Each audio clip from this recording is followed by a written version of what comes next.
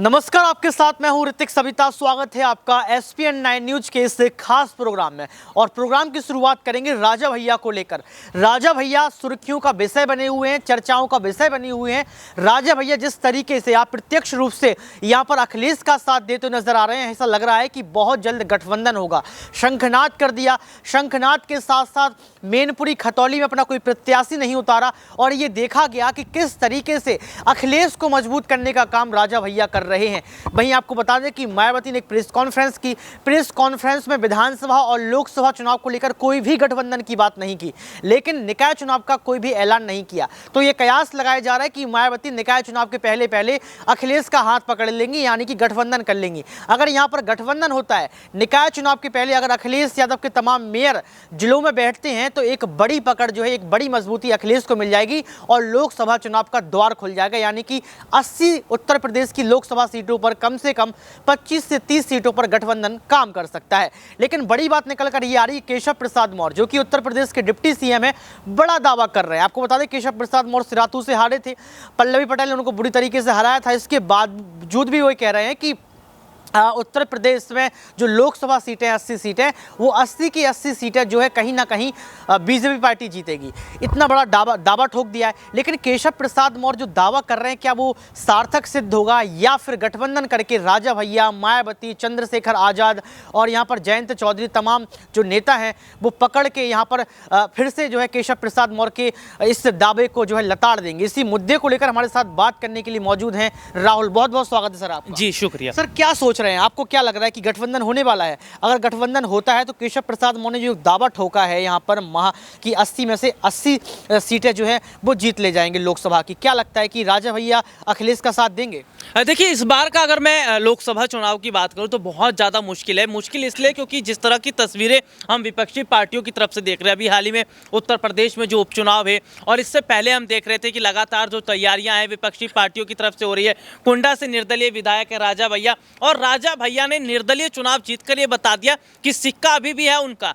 या जिस तरह से सत्ता पक्ष मान रहा था कि भाई राजा भैया का एक वक्त में दबदबा था या एक वक्त में वोट बैंक था, वो नहीं है, लेकिन अभी भी है। तभी वो कुंडा से निर्दलीय जीता। और सबसे बड़ी बात है कि यूपी के जो उपचुनाव हुए कई सीटों पर, चाहे मैनपुरी, खतौली, रामपुर या जिस तरह से जसवंत नगर सीट की बात करें, वहां पर मायावती ने अपने उम्मीदवार नहीं उतारे, वहां पर राजा भैया ने अपने उम्मीदवार नहीं उतारे। क्यों? क्योंकि वो पर्दे के पीछे रहकर समाजवादी पार्टी को समर्थन कर रहे हैं। ये वही राजा भैया, ये वही मायावती हैं एक वक्त में जिन्होंने समाजवादी पार्टी के साथ जो है रिश्ता जोड़ा हुआ था। मायावती ने एक वक्त में बुआ बबुआ की जोड़ी हमने देखा था कि जब यूपी विधानसभा चुनाव था तो दोनों नजदीक आए थे। वो बात अलग है कि ना बुआ को फायदा मिला ना बबुआ को फायदा मिला। यही अखिलेश यादव हैं जिन्होंने एक वक्त में कांग्रेस के साथ हाथ मिलाया था। राहुल गांधी बकायदा उत्तर प्रदेश में गए थे रैली करने, प्रचार प्रसार करने। तो देखिए, इस वक्त की अगर मैं बात करूं तो विपक्ष मजबूत हो रहा है और विपक्ष के मजबूत होने का सबूत नतीजे बताते हैं। चाहे मैं दिल्ली की बात कर लूं, दिल्ली MCD चुनाव के नतीजों की बात कर लूं, मैं हिमाचल की विधानसभा की बात कर लूं,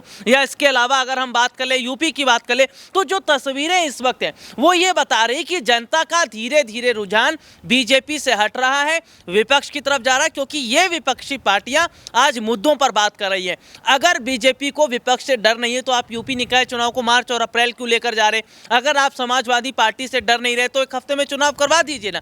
अगर आपको डर नहीं है तो आप बता दीजिए बीजेपी में फूट नहीं है। लेकिन जिस तरीके से बीजेपी में एक बड़ी फूट है, क्योंकि आरक्षण खत्म किया जा रहा है, OBC वर्ग का आरक्षण, दलित वर्ग का जो आरक्षण है उसको जो खत्म करने की कोशिश होगी सरकार की तरफ से, उसको लेकर प्रदेश के तमाम मंत्रियों ने मोर्चा खोल दिया है। केशव प्रसाद मौर्य, ब्रजेश पाठक जैसे नेता।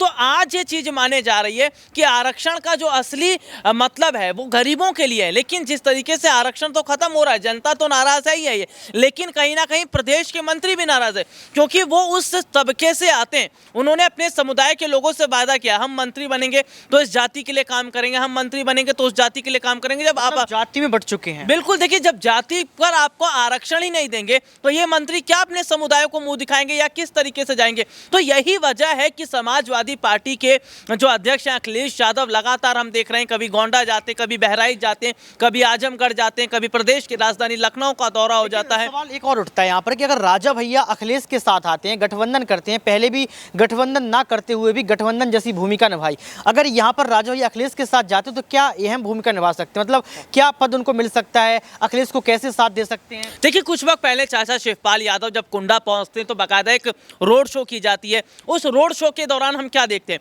कि भाई बाकायदा जनता को अपने साथ मिला रहे थे, जनता को अपने साथ मिलाकर एक बड़ी तैयारी कर रहे थे। तो यानी कि मौजूदा समय के अंदर हम ये देख रहे हैं कि राजा भैया के साथ आने का संकेत दिया। बसपा सुप्रीमो मायावती जिन्होंने अपने जन्मदिन के अवसर पर ईवीएम को लेकर बात की, आरवीएम को लेकर जिक्र किया, वोटर्स को लेकर बात की, इसके साथ ही साथ उन्होंने विपक्षी पार्टियों को अपने साथ आने का एक संदेश भी दिया। तो मौजूदा समय में मायावती एक जोर लगा रही हैं, राजा भैया पर्दे के पीछे समर्थन कर रहे हैं। तो मुझे ऐसा लग रहा है कि अगर ये उत्तर प्रदेश में विपक्षी पार्टियां मिलकर एक तैयारी करती हैं, मिलकर अगर काम करती हैं, तो ना सिर्फ इसका बड़ा फर्क पड़ेगा बल्कि जमीनी स्तर पर अगर हम देखें तो जिस तरह की स्थिति है वो ये बता रही है कि बीजेपी अब धीरे धीरे कहीं ना कहीं जमीन से उखड़ती चली जा रही है और विपक्ष पार्टी एक बड़ा रोल अपना रही है। बिल्कुल, लेकिन सबसे बड़ी बात यह है कि जिस तरीके से आपने जिक्र किया, ईवीएम का आपने जिक्र कर दिया, आरवीएम का आपने जिक्र कर दिया, जब हम लाइव सेशन करते हैं तो तमाम दर्शक ये कहते हैं कि ईवीएम तो बैन होना चाहिए। ईवीएम पर कई बार जो है विपक्ष सवाल भी उठा चुके हैं, लेकिन इसके बावजूद भी देखा जाता है कि ईवीएम को बढ़ावा दिया जाता है। तो मैं आपसे ये जानना चाहता हूं कि राजा भैया के साथ अगर गठबंधन होता है तो महागठबंधन भी क्या ईवीएम पर सवाल खड़े कर सकते हैं? देखिए, ईवीएम का मसला अगर मैं बात करूं, 2014 से पहले क्या ईवीएम से चुनाव नहीं हो रहे थे? 2014 से पहले सरकार किसकी थी? कांग्रेस पार्टी की थी। भाई उस वक्त ईवीएम जब चुनाव हो रहे थे तब आपने क्यों नहीं कहा ईवीएम बैन होना चाहिए? जब आप सत्ता में नहीं रहे, 2014 के बाद सरकार बदल गई, अब आप कह रहे हैं ईवीएम में गड़बड़ी है। भाई ईवीएम में गड़बड़ी थी, इसका मतलब आप चुनाव जीत रहे थे। तो कि सही तौर पर अगर देखा जाए आज के वक्त में ईवीएम को लेकर जो बात उठ रही है, ये कहा जा रहा है कि भाई जब आप सत्ता में होते हैं तब तो बात नहीं करते। अच्छा, ईवीएम से चुनाव अगर जीतना होता तो बीजेपी हिमाचल जीत जाती, ईवीएम से चुनाव हो जाता, जीतना होता मैनपुरी जीत जाते, दिल्ली का ये जो है आप ये मानते हैं कि ईवीएम में कोई भी गड़बड़ी नहीं है, ये सब विपक्ष पार्टियां डरती हैं हारने से, इस वजह से ये सवाल खड़े करती हैं? क्योंकि ये भी कहा जाता है, मायावती ने ये भी कहा है कि अंतर्राष्ट्रीय स्तर पर कई सारे ऐसे देश हैं जहां पर ईवीएम को बैन कर दिया गया है। और सबसे बड़ी बात है कि अगर आप पर सवाल खड़े किए जाते हैं ईवीएम को लेकर, चाहे राजा भैया सवाल खड़े करते हो, चाहे मायावती सवाल खड़े, कोई भी नेता सवाल खड़ा करता हो, तो आप एक बार बैलेट पेपर से चुनाव करवा लीजिए, आपको दिक्कत क्या है? देखिए, आज के टाइम पे देखिए बैलेट पेपर से चुनाव करवाना बहुत मुश्किल है, क्योंकि बैलेट पेपर से अगर चुनाव होगा तो उसमें आदमी की संख्या ज़्यादा लगेगी, कर्मचारी ज़्यादा लगेंगे और एक एक पर्चे पर जो है वो मुहर लगती है। भाई मान लीजिए एक पर्चा, दो पर्चा गायब हो गया, तो इसमें ईवीएम में क्या होता है, आप जाइए मशीन से वोट देके। भाई मायावती जब मुख्यमंत्री थी उत्तर प्रदेश में, बैलेट पेपर से चुनाव हुआ था, ईवीएम से ही तो चुनाव हुआ ना। अखिलेश यादव जब मुख्यमंत्री थे, किससे? बैलेट पेपर से चुनाव हुआ, ईवीएम से चुनाव हुआ था। तो अभी की जो तस्वीर है, भाई जब ये लोग सत्ता में थे तब ईवीएम पर बात नहीं करते थे क्योंकि ये लोग जीत रहे थे, आज इसलिए बात कर रहे हैं क्योंकि सत्ता में नहीं है। देखिए, ये बड़े खुलासे यहाँ पर हमारे सहयोगी राहुल ने किए हैं, लेकिन सबसे बड़ी बात निकल कर ये आती है, क्या ईवीएम बैन होनी चाहिए? और दूसरी बात निकल कर ये आती है कि अगर महागठबंधन होता है तो बीजेपी पार्टी को तगड़ा झटका कैसे लगेगा? ये तमाम सवाल निकल कर आते हैं। लेकिन जाते जाते मैं आपसे एक सवाल पूछना चाहूँगा दर्शकों, अगर राजा भैया अखिलेश के साथ आ जाते हैं तो यहाँ पर बीजेपी पार्टी को कौन सा झटका लग सकता है? अगर राजा भैया के साथ तमाम नेता और भी शामिल हो जाते हैं, महागठबंधन बन जाता है, तो क्या लोकसभा चुनाव में करारी हार बीजेपी को मिल सकती है? क्योंकि केशव प्रसाद मौर्य तो दावा ठोक रहे हैं, पहले भी ठोका था, आज भी ठोक रहे हैं कि 80 में से 80 सीट वो ले जाएंगे। और मैं आपको यहाँ पर एक चीज़ और बता दूं कि अभी जो हमारे मुख्यमंत्री रहे हैं, पूर्व मुख्यमंत्री अखिलेश यादव, उनके साथ केजरीवाल नजर आए, केजरीवाल की तस्वीर वायरल हो गई कि दोनों साथ नजर आए।